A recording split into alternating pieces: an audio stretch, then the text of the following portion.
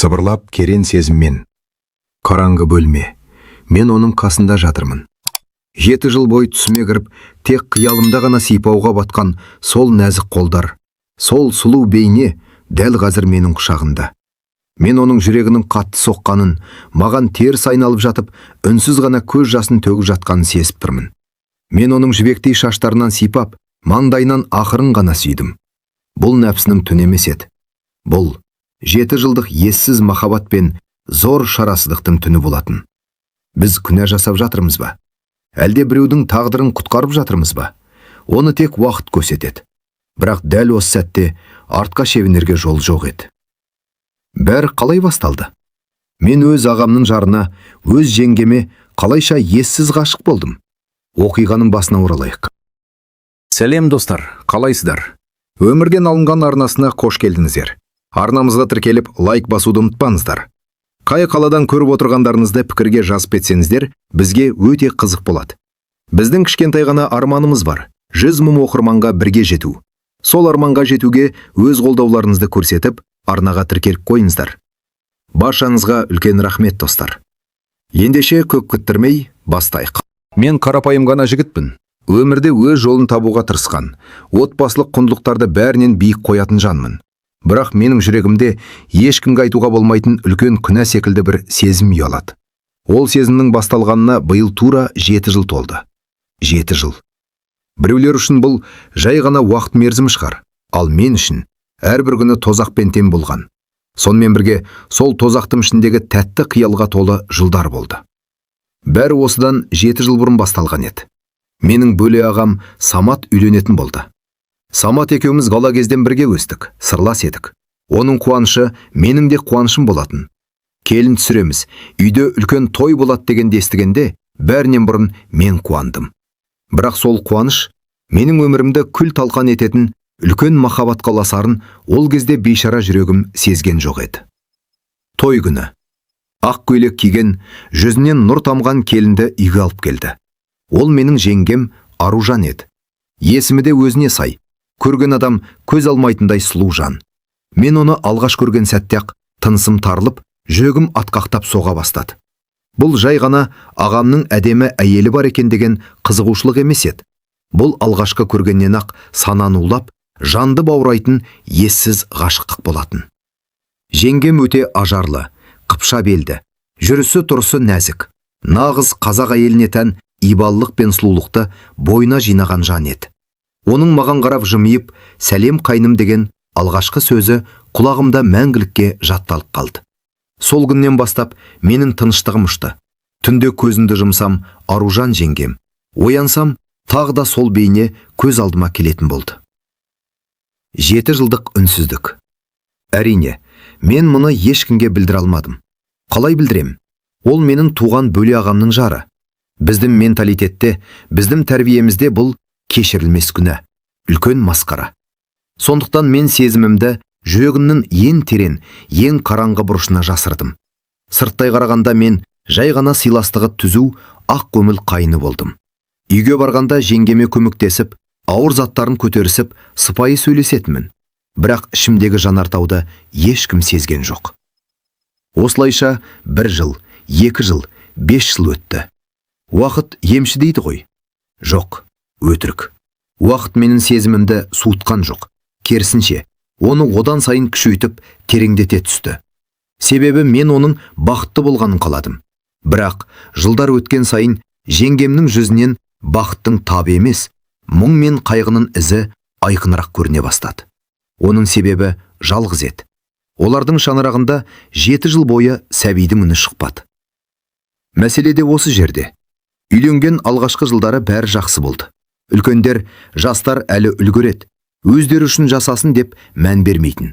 Бірақ 3-ші, 4-ші жылға жылжығанда туыстар арасында, әулет ішінде сыбыс басталды. Неге бала көтермейді? Кімнен кінә?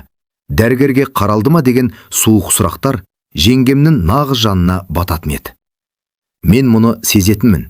Ол біздің үйге, туыстардың бас қосыларына келгенде, өзгелердің балаларын құшақтап, иіскеп, көздеріне жас алып отырғанын талай мәрте көрдім. Оның сол сәттегі жанарындағы ішкі зары менің жүрегімді қан жылататын. Сұлу жеңгемнің сол бір мөлдіреген көздеріндегі мұңды көру маған өліммен тең еді. Ол іштей қатты қиналып жүрді. Өзін кінәлі сезінді ме? Әлде жалғыздықтан қорықты ма? Соңғы кездері мүлде Аз сөйлейтінді шығарды. Тіпті соңғы кездегі солып бара жатқан гүлдей өмі менің жаныма тыныштық бермеді. Суық шындық және ағамның сыры. Бір күні мен бөле ағам Саматпен омаша қалып сырласудың сәті түсті. Ағам біраз ішімдік ішіп, маған ішіндегі сырын ақтарды. Мен ол айтқан сөздерден кейін есеңгіреп қалдым. Самат басын төмен түсіріп отырып, мен шаршадым бауырым. Үйдегі тыныштық кетті. Аружан күнде жылайды. Дәрігерлерге барудан да жалықтық, деді шарасыз дауыспен. Мен шыдамай, аға, дәрігерлер не дейді сонымен? Кінә кіммен? Деп сұрадым. Жүрегім соғысын жиілетіп әкетті. Ағам терезеге қарап ауыр күрсінді. Дәрігерлер екеуің де саусыңдар дейді. Бірақ бізде бала болмай жатыр. Мүмкін біздің қанымыз сәйкес келмейтін шығар. Мүмкін басқа себеп. Бірақ менің де шыдамым таусылып барады. Мен еркекпін. Маған артынан қалатын тұяқ керек. Егер тағы 1-2 жылда ештеңе өзгермесе, мен Аружанмен ажырасам деді. Бұл сөздер менің төбемнен жай түсіргендей болды. Ажырасады? Осы сұлу, ешкімге зияны жоқ, тек ана бақытын армандайтын пәк жанды далаға тастамақ па? Менің ішімде ашу мен ыза тулады. Сол сәтте менің санама, бәлкім жындылық, бәлкім ессіздік шығар, бір ой келді. Ол ой менің өмірімді де, олардың да өмірін мәңгілікке өзгертуі мүмкін еді. Күнә мен үміттің арасындағы ой. Мен бөлмеме келіп ұзақ ойландым. Таң атқанша көз ілмедім. Менің мақсатым жеңгеме төсек қатынасы арқылы жақындау емес еді. Менің мақсатым оның тек қана сәби сүйіп, ана бақытын сезінгенін көру. Мен оның ана атанғанын, жүзіне қайтадан күлкі үйірілгенін қаладым. Егер ағам екеуінің қаны сәйкес келмей, содан бала көтер алмай жүрген болса, мен ағамның ең жақын туысымын, бөлесімін. Біздің қанымыз ұқсас. Мүмкін мен оған көмектесе алармын.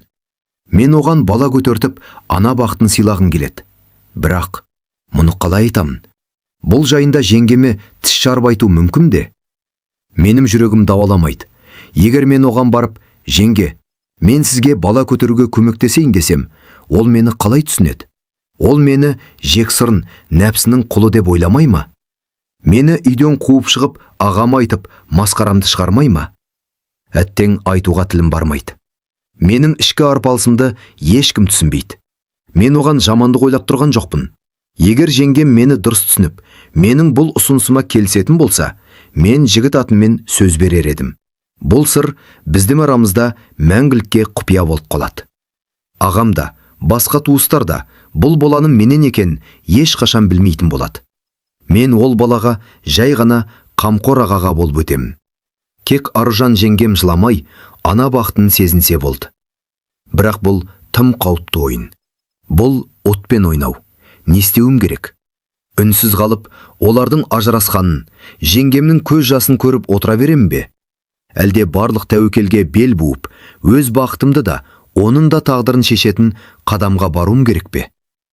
Күндер өтіп жатты. Мен бұл ойдан арыла алмадым. Бір күні ағам жұмыс бабымен басқа қалаға бір аптаға іс-сапарға кететін болды. Үйге жеңгем жалғыз қалатын еді. Ағам маған хабарласып, бауырым, үйге бас көз болшы. Жеңгең жалғыз қорықпасын, бір нәрсе керек болса көмектес деп өтінді. Міне сол сәт келді. Менің жүрегім кеудеме сыймай қатты соға бастады. Бұл менің өмірімдегі ең қиын әрі ең маңызды бір апта болмақ еді. Мен жеңгемнің үйіне келдім. Есікті ашқанда оның көздері ісіп біткен екен, тағы да жылаған. Мен оның қасына отырып қолынан ұстадым. Менің бұл әрекетіме жеңгем не деді? Мен ішімдегі құпиямды айта алдым ба? Жалғыздықпен жанардан аққан жас. Есіктің қоңырауын соққанда қолым дірілдеп кетті. Ішімнен, мүмкін кейін қайтуым керек шығар. Мүмкін бұл жасағаным нағыз ақымақтық пен күнә шығар, деген ойлар келді. Бірақ артқа шегінуге кеш еді. Есіктің құлпы сырт етіп ашылып, алдынан Аружан жеңгем шықты. Оны көргенде жүрегім тағы да шым етті. Үстіне қарапайым ғана үй көйлегін киген, шашын артқа жинап алған. Бірақ оның әдеттегідей жарқыраған сұлулығының орнында үлкен бір қажығандық, шаршау бар еді. Көздері қызарып ісік кеткен. Менің келерімді білсе де, жүзіне жасанды күлкі үйіруге тырысты. «Ассалаумағалейкум, жеңге. Самат ағағам хабарласып, үйге бас көз бол деген соң келіп едім», дедім даусымды барынша нық шығаруға тырысып. Оған ғашық екенімді, оның әрбір тынысын сырттай бағып жүргенімді сездірмеуім керек еді. «Уағалейкум салам қайным. Төрлет, өт жоғары. Ағаң кеткелі, үй іші тым қаңырап, құласып қалғандай болып еді. Келгенің жақсы болды», деді де мені қонақ бөлмеге бастады. Үйдің іші шынымен де тым-тыныш еді. 7 жыл отасқан ерлі зайыптылардың үйінде баланың дауысы, ойыншықтардың шашылып жатқаны көрінбейді. Дәл осы үнсіздік жеңгемді күн сайын іштей жеп жатқан сор екенін мен жақсы түсіндім. Мен диванға жайғастым. Ал жеңгем ас үйге өтіп, шай қайнатуға кірісті.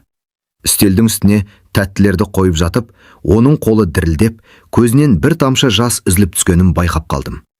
Ол оны маған көрсеткісі келмей, кез арада теріс айналып, көз жасын сүртті. «Жеңге, сізге не болды? Жыладыңыз ба?» деп сұрадым. Бұл сұрақты қоймауға шыдамым жетпеді. Оның қиналғанын көру мен үшін ең ауыр азап еді. Аружан жеңгем алғашында ештеңе айтқысы келмей, «Жоқ, жай ғана көзіме бір нәрсе түсіп кетті», деп сылтауратты. Бірақ мен оның жанына жақындап келгенде, ол өзін ұстай алмай, бетін басып, өксіп-өксіп жылап жіберді. Жүректі тілімдеген сырласу. Мен не істерімді білмей қалдым. Оны құшақтап жұбатқым келді. Басынан сипап, «Мен бармын, жыламаш. Мен сенің барлық мұңыңды арқалауға дайынмын», дегім келді. Бірақ арамыздағы көзге көрінбейтін, бірақ өте вет шекараны аттап өте алмадым. Тек қасына отырып, үнсіз ғана сусын ұсындым.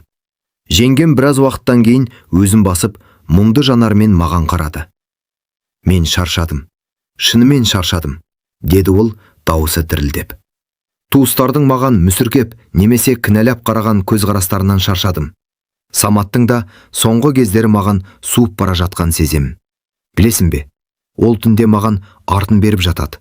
Оның да балалы болғысы келеді. Ал менің қолымнан келер ештеңе жоқ. Жаратқан маған ана бақытын бұйырмаған шығар. «Жеңге, олай демеңіз. Дәрігерлер екеуіңізде де сау деген ғой», дедім мен. Ағаммен болған әңгімені есіме түсіріп. «Сау» дейді. Бірақ неге нәтиже жоқ? Бүгін тағы да емханадан келдім. Тағы да сол жауап. Менің жасындағы өтіп барады. Егер Самат менен кеткісі келсе, мен оны кінәламаймын. Бірақ менің бала исін искемей, бұл өмірден арманда өтіп кеткім келмейді деп, жеңгем тағы да көз жасына еріп берді. Оның әрбір сөзі менің жүрегіме қанжардай қадалып жатты. Мен оның мына сұлу жүзінің мұңнан суалып бара жатқанына шыдай алмадым. Санама баяғы қауіпті ой қайта оралды. Ағамның «Қанымыз сәйкес келмейтін шығар» деген сөзі құлағымда жаңғырды. Егер мен Самат ағамның ең жақын бауыры болсам, біздің геніміз, қанымыз ұқсас болса, менің көмегіммен бұл мәселе шешілуі мүмкін бе? Мен терең тыныс алдым. Бұл сәтті жіберіп алсам, екінші рет мұндай мүмкіндік те, батылдықта болмайтынын түсіндім. Алғашқы ишара және үрей. Мен үстелге жақындап, жеңгемнің үстел үстінде жатқан нәзік қолын өз қолыма алдым. Ол менің бұл әрекетіме таңырғай қарап, қолын тартып алғысы келді. Бірақ мен жібермедім. Оның қолы мұздай екен. «Жеңге, мені мұқият тыңдаңызшы», дедім, дауысым толқып. «Мен сіздің жылағаныңызды қаламаймын. Сіз бұл өмірдегі ең бақытты әйел болуға, ана болуға лайықтысыз. Егер бұл тұғырықтан шығар басқа жол болса, сіз ол қадамға барар ма едіңіз?» Аружан жеңгем көзінің жасын сүртіп, маған түсінбей қарады. «Қандай жол? Біз бармаған емші, біз қаралмаған дәрігер қалмады ғой. Басқа қандай амал бар?» Мен жұтынып алдым. Тамағыма тас тұрып қалғандай болды. Жүрегім сондай қатты соқты, тіпті оның дыбысы бүкіл бөлмеге естіліп тұрғандай көрінді. Мүмкін мәселе дәрігерлерде емес шығар. Мүмкін мәселе басқада. «Жеңге, егер сізге Самат ағамнан емес, бірақ оған өте жақын, қаны бір адамнан бала көтеру мүмкіндігі туса, сіз отбасыңызды сақтап қалу үшін, ана бақытын сезіну үшін оған келісер ме едіңіз? Және бұл құпия мәңгілікке тек екі адамның арасында ғана қалатын болса?» Мен сөзімді аяқтағанда Бөлмеде ауыр үнсіздік орнады. Тіпті қабырғадағы сағаттың тықылы да тоқтап қалғандай болды. Жеңгемнің көздері ұясынан шығардай үлкейіп, маған сенбей қарап қалды. Ол менің не айтқым келгенін, бұл сөздердің астарында не тұрғанын бірден түсінді. Таңдаудың қиындығы. Жеңгем қолын менен жұлып алып, орнынан атып тұрды. Оның жүзінде қорқыныш пен ашу араласқан сезім ұялады. Сен не айтып тұрсың? Деді ол дауысы дірілдеп. Сен мені кім деп ойлап тұрсың? Мен сенің жеңгеңмін. Самат сенің бауырың. Мұндай жиіркенішті нәрсені қалай аузын алдым? Мен де орнынан тұрдым. Оның ашуланғанын көргенде ішімнен бәрі бітті деп ойладым. Бірақ мен артқа шегіне алмайтын едім. Көздеріне тіке қарап. Жеңге, мені дұрыс түсініңізші. Менің ішімде ешқандай арам ой, нәпсі жоқ. Мен тек сіздің күн сайынғы зарыңызды, жылағаныңызды көруден шаршадым. Ағамның сізбен ажырасам деген сөзін өз құлағыммен естідім. Ол сізді тастап кетсе, сіздің тағдырыңыз не болмақ? Мен сізге тек ана бақытын сыйлағым келеді. Бұл бала Самат ағамның баласы болып жазылады. Ол ештеңе білмейді. Мен өмір бойы бұл құпияны тісімнен шығармайын деп жігіт атымен сөз берем. Тек сіз бақытты болсаңыз болды, дедім. Менің көзімнен де жас шығып кетті. Бұл менің 7 жыл бойы ішіме жиналған махаббатым мен шарасыздығымның жасы еді. Жеңгем менің көз жасынды, менің шынайы қиналып тұрғанымды көргенде сәл басылғандай болды. Ол маған ұзақ қарай алмады. Басын бұрып әкетті. Оның иықтары дірілдеп тұрды. Ол екі оттың ортасында қалған еді. Бір жағында қоғамның қарғысы, күнә, туыстық қатынас. Екінші жағында 7 жылдық арман, ана болу бақыты және отбасын сақтап қалудың соңғы мүмкіндігі. Кет, деді ол, ақырын ғана дауыспен. Өтінем, қазір бұл үйден кет. Мен ештеңе естігім келмейді. Мен оның бұл сөзіне қарсы келе алмадым. Мен оған ойлануға уақыт керек екенін түсіндім. Үнсіз ғана күрткемді алып сыртқа беттедім.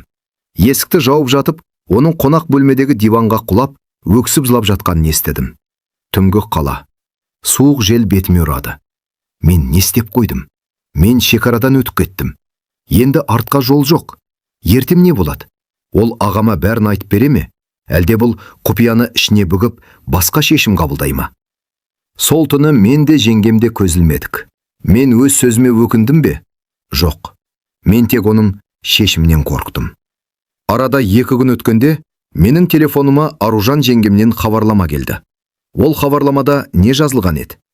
Үрей мен үміт арасында. 2 күн бойы менің телефоным үнсіз жатты. Мен тіпті тамақ ішуден, ұйықтаудан қалдым. Жұмыста да ойым басқа жақта. Әріптестерімнің сұрақтарына мағынасы жауап беріп, босқа қарап отыратынмын. Самат ағам хабарласқанда жүрегім қысылып, даусым шықпай қала жаздады. Ол ештеңе сезбегендей жұмыстарын айтып, жеңгемнің қалай екенін сұрап жатты. Мен өзімді нағыз сатқын сезіндім. Ол маған сеніп үйін тапсырып кетсе, менің ойлап жүргенім мынау. Бірақ 3-ші күні кешкісін телефонының экраны жарық етті. Хабарлама. Аружан жеңгемнен. Жүрегім атқақтап экранға қарадым. Қысқа ғана жазылыпты. Кешкі сағат 9-да үйге кел. Сөйлесуіміз керек. Бар болған осы. Кел деді ме? Әлде сөйлесейік деді ме? Бұл жақсылықтың нышаны ма? Әлде менің масқарамды шығару үшін шақырды ма? Мен кез арада киініп үйден шықтым. Жол бойы ішімнен дұға оқып, жеңгемнің мені кешіруін сұрадым. Мен келгенде үйдің жарығы сығырайып қана жанып тұр екен. Есікті жеңгем ашты. Бұл жолы ол маған ашумен емес, керең бір мұңмен, тіпті бір шарасыздықпен қарады. Оның көздерінен соңғы 2 күнде мүлде ұйықтамағаны көрініп тұрды. Төрлет, деді ол ақырын ғана. Біз қонақ бөлмеге өттік. Үстел үстінде сол баяғы суық қалған шай. Шарасыздықтың соңғы шегі. Біраз уақыт екеуміз де үнсіз отырдық. Мен не айтарымды білмей төмен қарадым. Үнсіздікті жеңгем бұзды. Мен 2 күн бойы ойландым, деді ол. Даусы қатқыл шықты. Сенің айтқандарыңды есіме алған сайын, төбемнен мұздай су құйып жібергендей болады. Бұл күнә, бұл нағыз харам іс. Мен ешқашан Саматтың көзіне шөп салуды ойлаған емеспін. Оны жақсы көрем. Бірақ ол сөзін аяқтай алмай, тамағына өксік тығылғандай тоқтап қалды. Содан соң терезеге қарап отырып жалғастырды. Бүгін таңертең Самат хабарласты. Ол маған ашық айтты.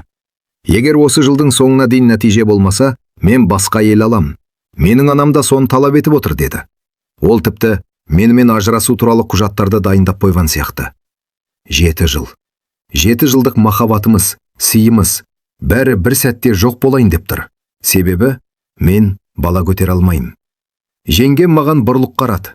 Оның жанарындағы жас мөлдіреп, бетімен төмен сырғып кетті.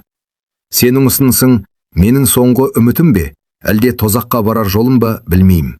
Бірақ менің басқа амалым қалмады. Егер мен Саматтан айырылсам, бұл өмірде менің ешкімім жоқ.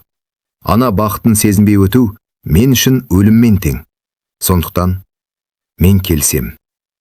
Менің демім тоқтап қалғандай болды. Келсем деді ме? Мен құлағыма сенбедім. Ол менің көздеріме тіке қарап тұрып сөзін жалғастырды. Бірақ менің шарттарым бар. Бұл іс тек бір мақсат үшін жасалады. Балар үшін. Арамызда ешқандай сезім, ешқандай артық байланыс болмау керек. Сен Саматтың алдында да, менің алдында да бұл құпияны көріне ала кетіп, ешқашан тіс жармауға ант бересің. Бала туылған соң, сен оның әкесі екеніңді ұмытасың. Ол Саматтың баласы. Сен тек қана қайынсы болып қаласың. Келсесің бе? Келсем, жеңге. Ант етем, дедім мен. Тыйым салынған түннің жақындауы.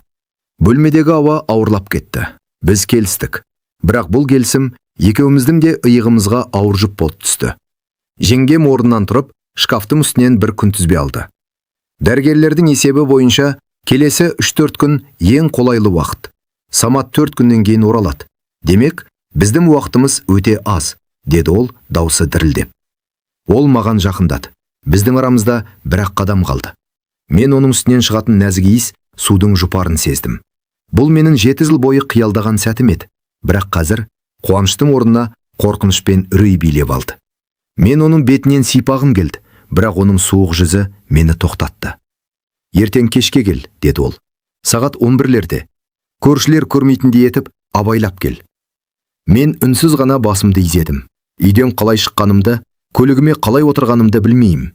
Басым айналып, жүрегім кеудемді жарып жіберердей соғып тұрды. Мен бұл қадамға барғалы тұрмын. Менің жеңгеммен, Самат ағамның әйелімен.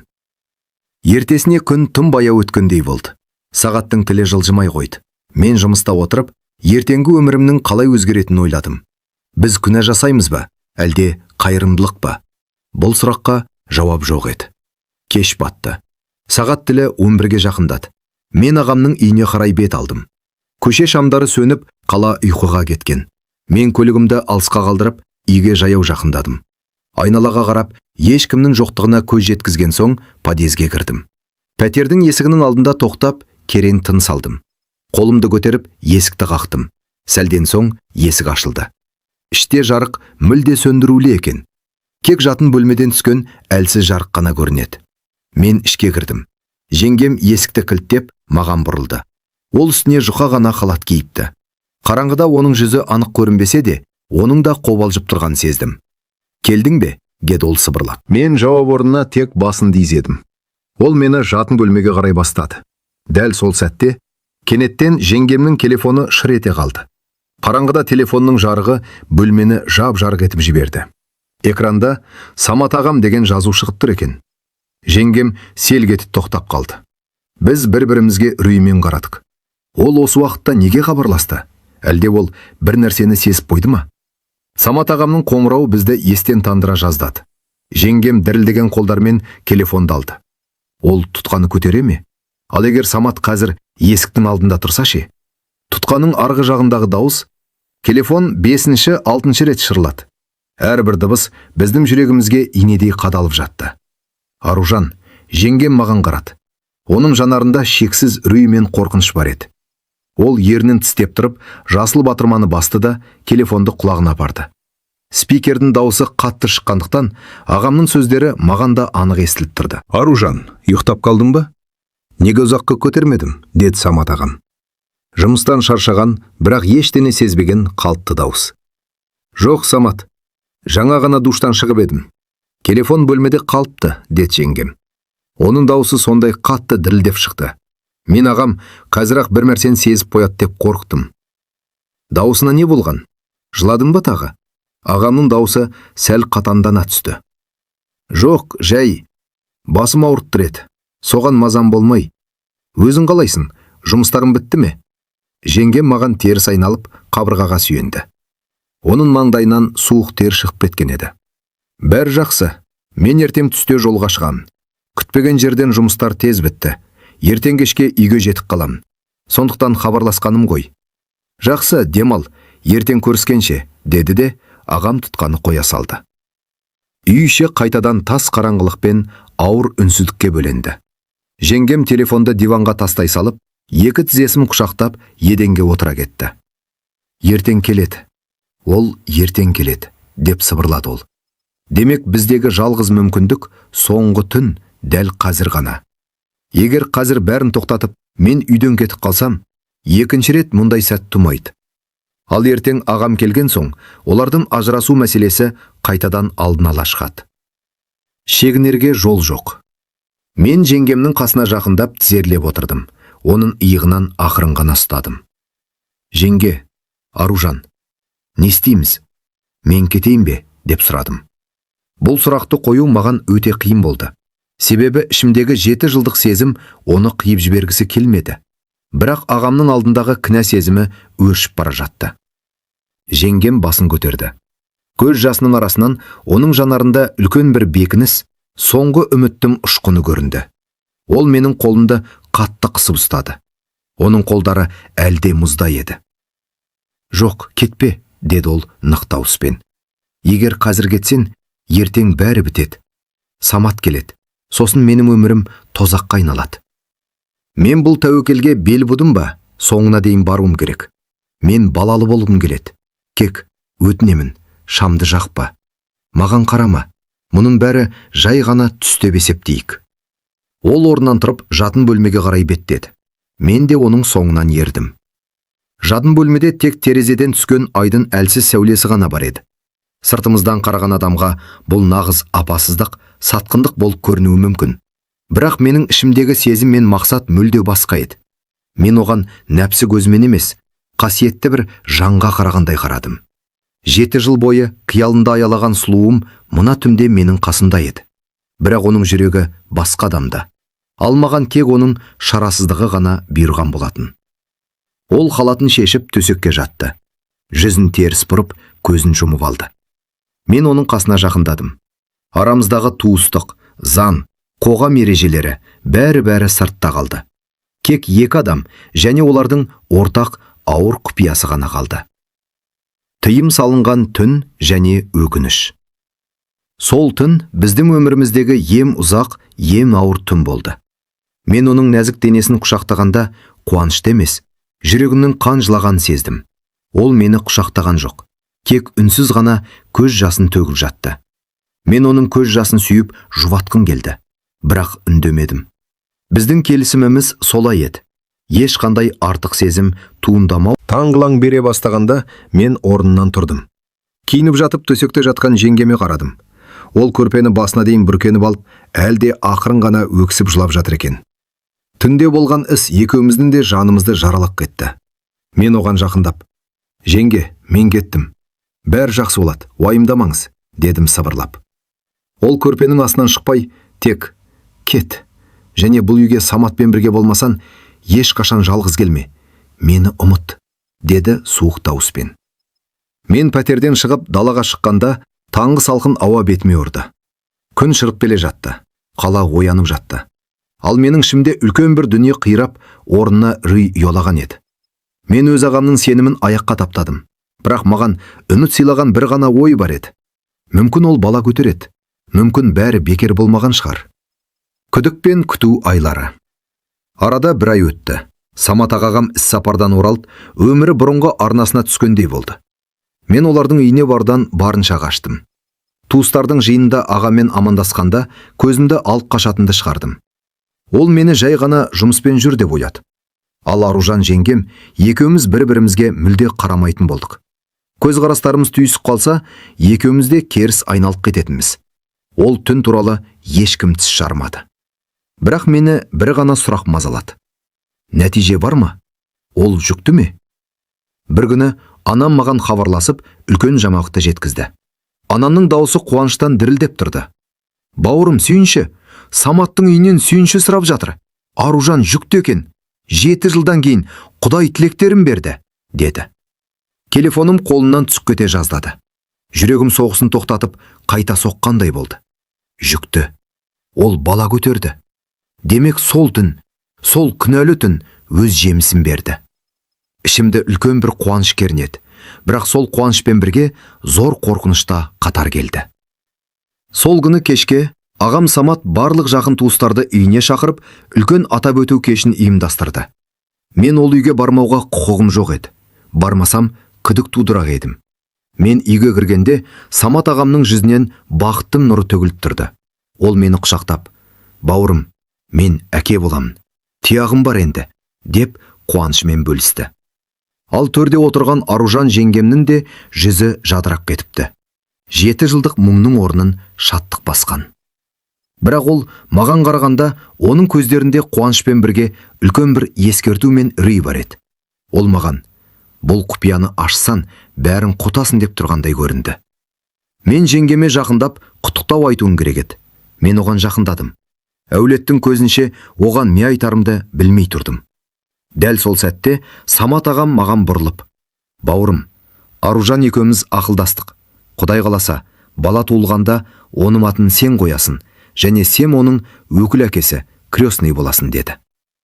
Бұл сөздерді естігенде төбемнен жай түскендей болды. Мен өз балама өкіл әке боламын ба? Ал жеңгемнің жүзі бір сәтте қуарып кетті. Өз балана сырттай қарап, оны ағаның баласы деп атаудан асқан азап бар ма? Бірақ ем қорқыныштысы әлі алда еді. Бала туылғанда ол ағама емес, маған айнымай тартты. Өмір ең шебер сценарист. Сен бәрін есептеп, құпияңды мәңгілікке жасырдым деп ойлағанда, ол ең күтпеген жерден соққы береді. Өз қанынан жаралған сәбиді бауырына баса алмай, өзгеге тедіп қарап тұру еркек үшін нағыз тозақ екен. Бірақ уақыт зымырап өтіп, 9 ай мерзім артта қалғанда, бізді бұдан да үлкен сынақ күтіп тұрды. Өкіл әке болу бақытсыздығы. Самат ағамның «Сен бұл баланың өкіл әкесі боласың» деген сөзі сол түні құлағымнан кетпей қойды. Мен қуанарымды да, жыларымды да білмедім. Жеңгемнің де жүзі бір сәтте сұрланып кеткенін тек мен ғана байқадым. Ол маған «Артық ештеңе айтпа» дегендей көзімен от шашты. Сол кештен кейін мен өзімді одан сайын алшақ ұстауға тырыстым. Олардың үйіне мүлде бармайтын болдым. Айлар жылжып өте берді. Аружан жеңгемнің құрсағы үлкейіп, жүзіне аналық нұр жүгірді. Самат ағам өмірінде мұндай бақытты болмаған шығар. Ол келіншегін алақанына салып аялады, ауыр жұмыс жасатпады. Таңнан қара кешке дейін соның жағдайын жасаумен болды. Мен сырттай қарап отырып, бәлкім менің жасағаным дұрыс болған шығар. Осы отбасы сақталып қалды ғой деп өзімді жұбаттым. Бірақ іштегі кінә сезімі мен үрей еш қайда кетпеді. Қыстың соңғы айында жеңгемнің толғағы басталып, ауруханаға түсті. Самат ағам маған түн жарымында хабарласып, сүйінші сұрады. Бауырым, ұлды болдым. Ат ұстар дуалым бар енді, деп қуаныштан айқайлады. Менің де көзіме жас келді. Менің балам, менің бірінші перзентім дүниеге келді. Перзентхананың алдына бүкіл әулет жиналды. Ағам қолына гүл шоқтарын алып, ішке алып ұшты. Мен артта көпшіліктің тасасында тұрдым. Жеңгемді палатадан шығарып, сәбиді көрсеткен сәтте жүрегім тоқтап қала жаздады. Көпшілік жамырасып, мұрны Саматтан айнымайды, көзі анасына тартқан деп жатты. Мен жақындап барып шақалаққа қарадым. Жоқ, ол ағама мүлде ұқсамайтын еді. Оның қасы, бет әлпетінің құрылысы, тіпті құлағының пішініне дейін маған ұқсайтын. Маған, яғни өз әкесіне. Жеңгем менің көзқарасымды байқап, сәбиді дереу көрпешемен қымтап, керіс айналды. Оның жанарында тезірек кет бұл жерден деген қорқыныш бар еді. Егіз қоздай ұқсастық. Арада 1 жыл өтті. Бауыржан, ағамның өтінішімен есімін мен қойған едім, тәй-тәй басып, тілі шыға бастады. Ол өскен сайын үрейім үдей түсті. Себебі бала Самат ағама мүлде ұқсамады. Керісінше, менің бала күнгі суреттерімді алып келсеңіз, Бауыржаннан айныту мүмкін емес еді. Оның күлгені, жүрісі, тіпті сол жақ бетіндегі кішкентай меңі де менікінен аумай қалған болатын. Үлкендердің жиынында, той томалақта туыстар бұны байқай бастады. Қарандаршы, Бауыржан Саматқа емес, қайынсына көбірек ұқсайды екен ғой, деді бір күні нағашы апамыз андамай сөйлеп.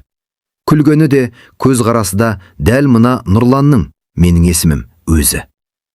Негізі тұңғыш бала нағашысына немесе әкесінің бауырына тартады деуші еді, рас екен ғой. Бұл сөздер айтылғанда үйдегі үнсіздік қорқынышты еді. Ағам Самат балаға, сосын маған таңырқай қарады. Оның жүзімен бір сәтке күдіктің ұшқыны жылт еткендей болды. Бірақ ол бірден күліп, «Иә, Нұрлан екеумізде бөле болсақ та, туған бауырдаймыз ғой. Ұқсаса, ағасына ұқсаған шығар» деп әңгімені басқаға бұрды. Бірақ сол күннен бастап ағамның мінезі өзгере бастады. Ол маған бұрынғыдай ашылып сөйлемейтін, үйіне шақыруды сиретті. Күдіктің оянуы. Бір күні мен жұмыстан кеш қайтып бара жатқанымда, телефоныма жеңгемнен қоңырау түсті. 7 жыл ішінде ол маған ешқашан өзі бірінші хабарласпаған еді. Әсіресе сол түннен кейін. Мен шошып кеттім. «Нұрлан, кез арада қала шетіндегі саябаққа кел. Ешкімге айтпа, Самат білмеу керек», деді де тұтқаны қоя салды. Оның даусында үлкен үрей бар еді. Мен айтқан жерге келгенімде күзгі суық жел соғып тұрған саябақтың түкпірінде жеңгем Бауыржанды арбамен қыдыртып жүр екен. Мен оған жақындадым. Ол маған бұрылғанда оның көздерінен жас сорғалап тұрғанын көрдім. «Жеңге, не болды? Самат ағама бір нәрсе болды ма?» дедім аптығып. Самат бәрін сезіп жүр» деп өксіп жіберді ол. «Кеше түнде ол үйден менің ескі медициналық қағаздарымды тауып алыпты. Онда біздің қанымыздың сәйкес келмейтіні, Саматтың балалы бола алмайтын туралы дәрігердің қорытындысы бар еді. Мен оны жасырып жүргенмін. Ол маған, егер менен бала болмаса, мына бала кімнен? Неге ол Нұрланға айнымай тартқан деп айқайлады. Мен ештен айтпадым, жылай бердім. Ол үйден есікті тарс жауып шығып кетті. Менің төбемнен жай түскендей болды. Құпиямыз ашылуға шақ біреді. Енді не істейміз? Ол ДНК сараптамасын жасатуы мүмкін бе? деп сұрадым, дауысым дірілдеп. Білмеймін. Бірақ ол бүгін таңертең Бауыржаным шашын алып, бір конвертке салып жатқан көрдім. Ол клиникаға кетті. Нұрлан, егер ол анықтаса бәрі бітеді. Мені де, сені де өлімге қияды. Ол бізді еш қашан кешірмейді. Деп жеңгем менің күрткеммен ұстап, шарасыздықтан жалбарына бастады. Дәл осы сәтте саябақтың бұрышынан бір көліктің суық шамы бізге тікелей түсті. Ол Самат ағамның көлігі еді. Ағам бізді бірге көрді. Оның көлігінен түскендегі жанарынан кек қана ыза мен кек көрініп тұрды. Оның қолында бір ақ қағаз бар еді. Бұл ДНК сараптамасының жауабы ма? Соңғы үкім Самат ағам көліктен түсіп, бізге қарай баяу адымдармен жақындады. Оның үстіндегі күрткесі су болған, шаштары ұйлығып кеткен. Ең қорқыныштысы, оның жанарында баяғы мейірімді ағаның ізі де қалмаған еді. Ол маған да, жеңгеме де бейне бір жауына қарағандай суық қарады. Оның оң қолында бүктелген ақ қағаз бар еді.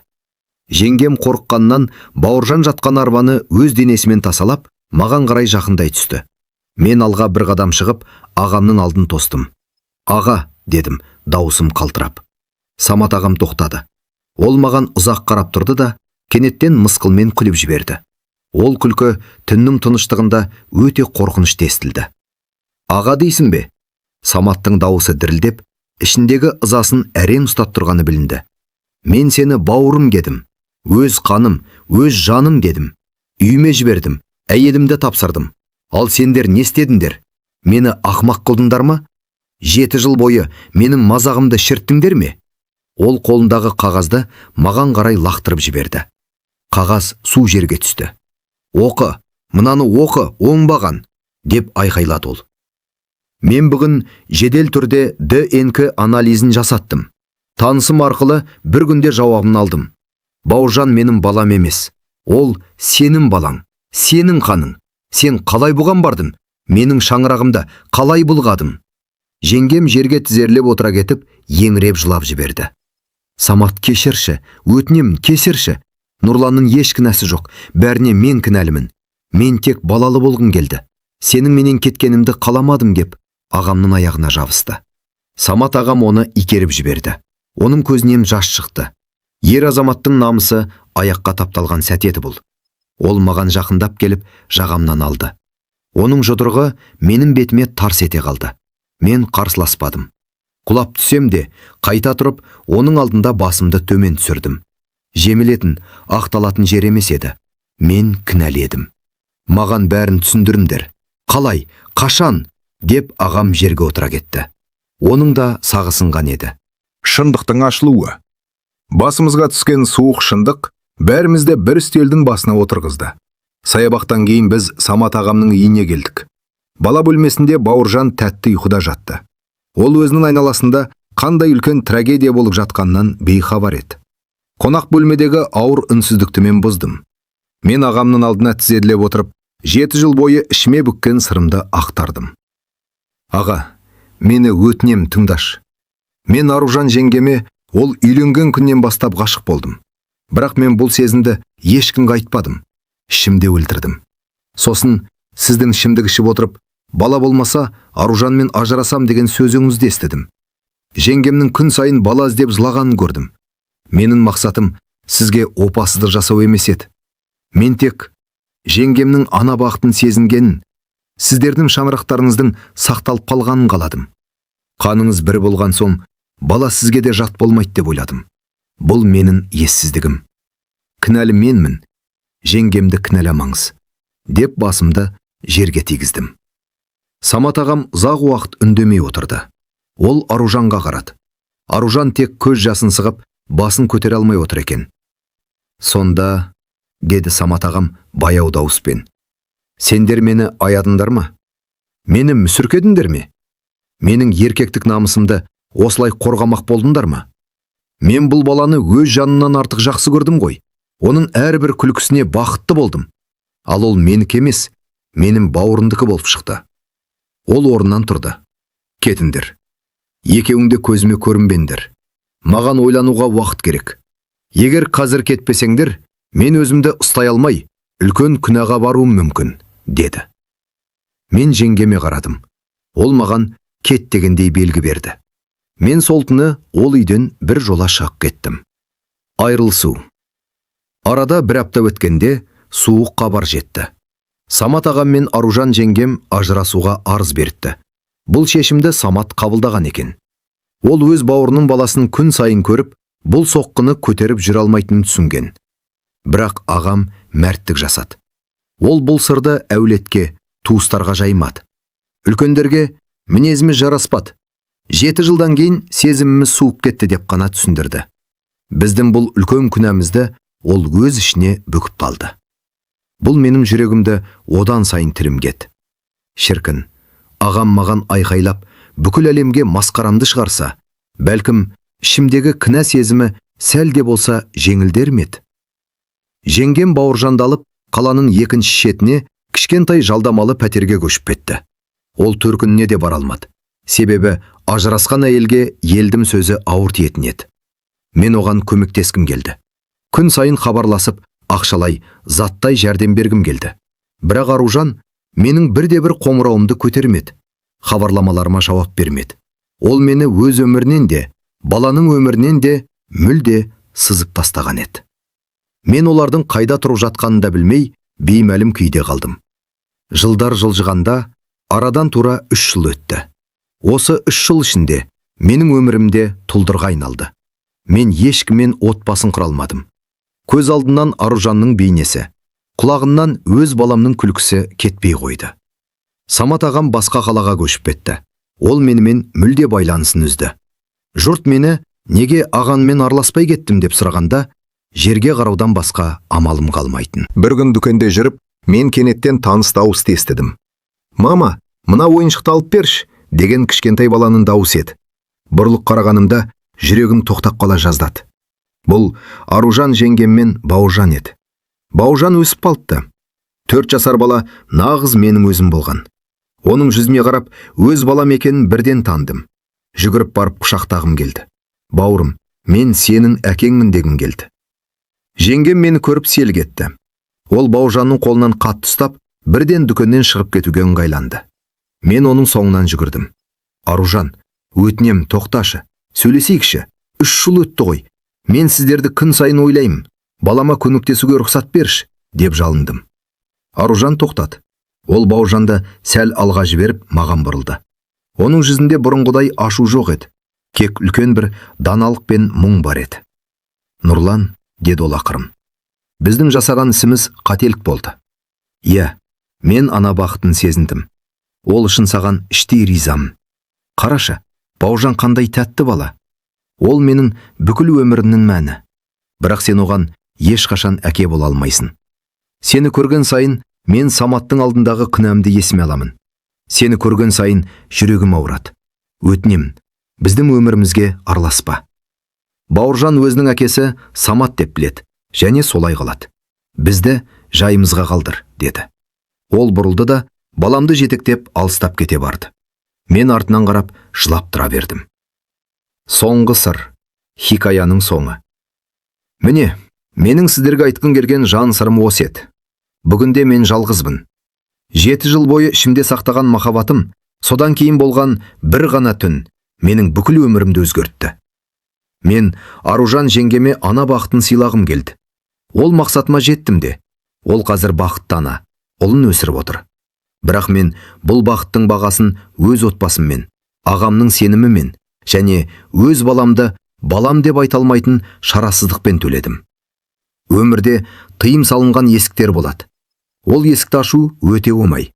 Бірақ артынан келетін зардабын көтеру кез келген еркектің қолынан келе бермейді. Егер уақытты артқа қайтару мүмкіндігі болса, мен ол қадамға барар ма едім? Білмейін. Бір жағынан өз қанымнан жаралған ұлымның бұл дүниеде бар екені маған үміт сыйласа, екінші жағынан ағамның алдындағы күнәм мені өмір бойы іштей жеп өтпек. Мен сөкпеңіздер, маған үкім айтпаңыздар. Бұл менің тағдырым. Кек айтарым, өмірде қандай жағдай болмасын, жақындарыңыздың сенімін аттап өтпеңіздер. Себебі жоғалған сенімді қайта қалпына келтіру мүмкін емес екен. Сөзімнің соңында Самат ағама, Аружанға және балам Бауыржанға сырттай бақыт тілеймін. Мен олардың өміріне ешқашан көлеңке түсірмеймін. Бұл сыр менімен бірге көрмек етеді. Бұл бір жігіттің ішіндегі ең ауыр, ең үлкен құпиясы еді. Жақсылық жасаймын деп бәрін бүлдірген тағдырдың ащы шындығы. Құрметті көрермендер, бұл жігіттің әрекеті дұрыс па? Әлде бұл кешірілмес күнә ма? Өз ойларыңызды пікір бөліміне жазып кетіңіздер. Каналға жазылуды және лайк басуды ұмытпаңыздар. Келесі кездескенше.